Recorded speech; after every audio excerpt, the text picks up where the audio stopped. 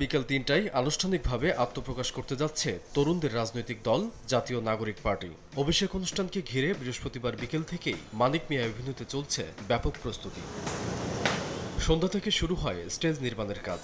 শুক্রবার বিধি মেনে সড়কের একটি লেনের যান চলাচল বন্ধ করে স্থাপন করা হবে মঞ্চ।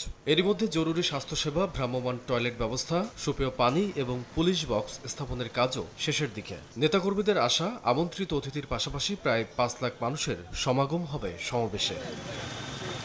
নিচ্ছিদ্র নিরাপত্তা ব্যবস্থা নিশ্চিতে আইনশৃঙ্খলা রক্ষাকারী বাহিনীর পাশাপাশি কাজ করবে বিপুল সংখ্যক স্বেচ্ছাসেবী। মেয়েদের জন্য থাকছে বসার বিশেষ ব্যবস্থা। আমাদের মোটামুটি সম্পন্ন, আমাদের ফুড, আমাদের ট্রান্সপোর্ট, আমাদের ভলান্টিয়ার্স এবং আমাদের আইনশৃঙ্খলা রক্ষাকারী বাহিনীর অনুমতি এবং আমাদের যারা গেস্ট থাকবেন তাদের দাওয়াত সম্পন্ন হয়ে গেছে। ৫ লক্ষের উপরে আমাদের কালকে জমায়েত হবে এবং সেখানে আমাদের ৩ লেয়ারে নিরাপত্তা ব্যবস্থা থাকবে। আমাদের প্রায় ৪০০ নিবেদিত ভলান্টিয়ার যারা আছেন তারা থাকবেন। ডিএমপির সাথে কথা হয়েছে, তারা সর্বাত্মকভাবে আমাদের আইনি সহায়তা দেবে এবং ট্রাফিক পুলিশের কাছ থেকে আমরা সার্বিক সহায়তা পাবো বলে আমরা আশা করি।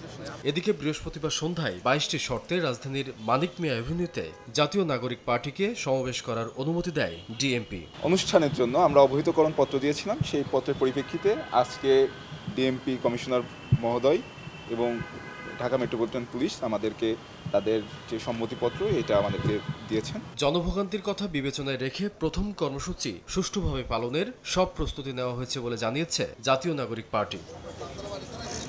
আমান নবী, সময় সংবাদ, ঢাকা।